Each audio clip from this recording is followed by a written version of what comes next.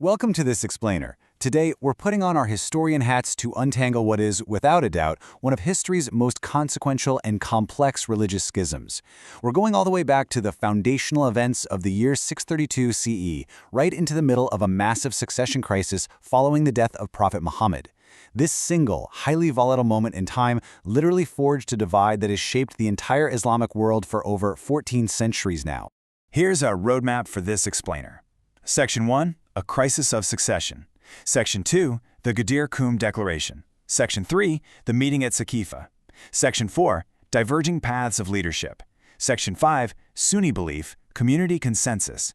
And finally, Section 6, Shia belief, divine Imamate. All right, let's jump right in. Section 1, a crisis of succession. So we really need to ground ourselves in the immediate, almost unimaginable vacuum of leadership that shocked the Muslim world when Prophet Muhammad died suddenly. I mean, think about it. For a decade, the Prophet had unified these disparate Arabian tribes under one common faith. His passing didn't just mean the loss of a supreme religious guide, it was the sudden loss of a sovereign political leader too. And history moves so incredibly fast here. Within just a few weeks, the community experiences a major public declaration, the traumatic loss of their founder, and a rushed emergency gathering just to figure out who was actually in charge. It was this highly compressed, volatile window of time that laid the permanent foundation for a 1,400-year-old division. Section 2. The Ghadir Khumm Declaration. Before we look at the immediate aftermath of the Prophet's death, we actually have to flash back to a pivotal moment that occurred just weeks prior, during his return from his farewell pilgrimage. This is the famous event of Ghadir Khumm. During this journey, the Prophet stopped his followers, took his cousin and son-in-law Ali ibn Abi Talib by the hand, and made a universally acknowledged declaration. He whose Mawla I am, Ali is his Mawla.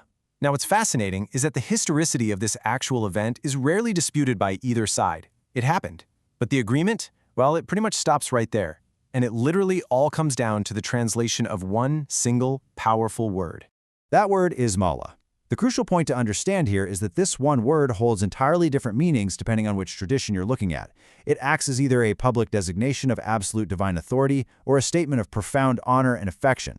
For the Shia tradition, Mawla here means leader or ruler, a crystal clear divine appointment of Ali as the successor.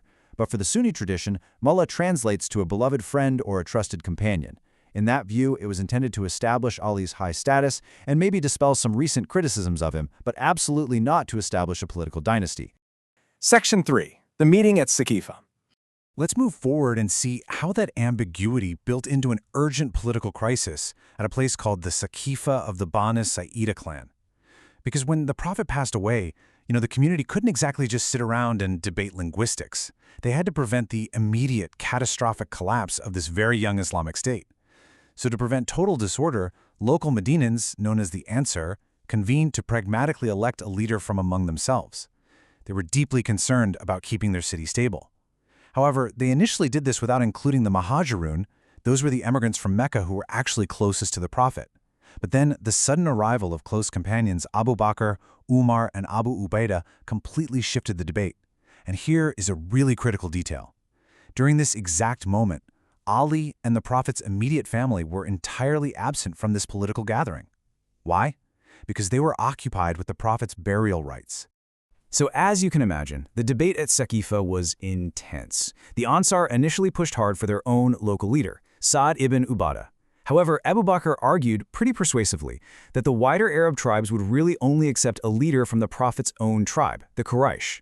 The ultimate turning point came when Omar boldly stepped up and pledged public allegiance to Abu Bakr. And that public pledge, it started a massive snowball effect that led to Abu Bakr gaining popular support. Though, it's important to note, Ali's supporters and Ali himself staunchly contested this decision, firmly believing that his own right to succession was being unjustly bypassed.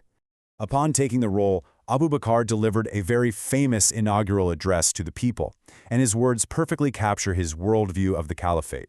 He viewed it as a conditional, administrative role, definitely not a divinely infallible one. He explicitly places himself below the law, openly inviting the community to hold him accountable. It's a very practical, grounded view of leadership. Section 4. Diverging paths of leadership. Once the historical timeline of Abu Bakr's appointment is established, we have to pivot. We need to examine how these exact same events crystallized into two entirely distinct religious worldviews. Because, history isn't just about what happened, it's about how what happened is interpreted to build a whole framework of faith. And the foundational concept to understand here is the Ummah, the global Muslim community. Both factions, at the end of the day, ultimately wanted to preserve, protect, and guide the Ummah. They both wanted the community to thrive and stay true to the Prophet's message, but they fundamentally disagreed on the source of rightful authority to actually do so. And this highlights the core divergence. Is legitimate leadership a matter of communal political legitimacy, or is it a divinely designated spiritual authority? That question right there is the very crux of the 1400-year split. So let's explore exactly what each of these frameworks means in practice. Section 5. Sunni Belief. Community Consensus. Exploring the Sunni tradition first, we see a really strong focus on practical governance and collective decision-making. It's actually rooted in pre-Islamic tribal practices, but adapted for this new Islamic reality. Sunni tradition emphasizes that since the Prophet didn't explicitly name a successor in a strictly legally binding political sense, leadership must be determined organically through shura, which is consultation and consensus building. It's the core belief that the community, when guided by Islamic principles, has the collective wisdom to choose its own steward. And out of this comes the concept of the caliph. The caliphate represents a system where leaders protect the religious and political order, sure, but they can be rightfully removed by the community if they start acting unjustly. The caliph is a protector. He's an administrator, but he is not a prophet, and he does not possess any sort of divine infallibility. In Sunni Islam, these first four leaders, Abu Bakr, Umar, Uthman, and Ali, are universally revered as the Rashidun. That translates to the rightly guided caliphs. Even though Ali was the fourth to take this role, Sunni Muslims view all four of these men as entirely legitimate, honorable leaders who guided the early Ummah through consensus and consultation. Section 6. Shia Belief. Divine Imamate. Let's rewind a bit and shift our lens entirely over to the Shia interpretation.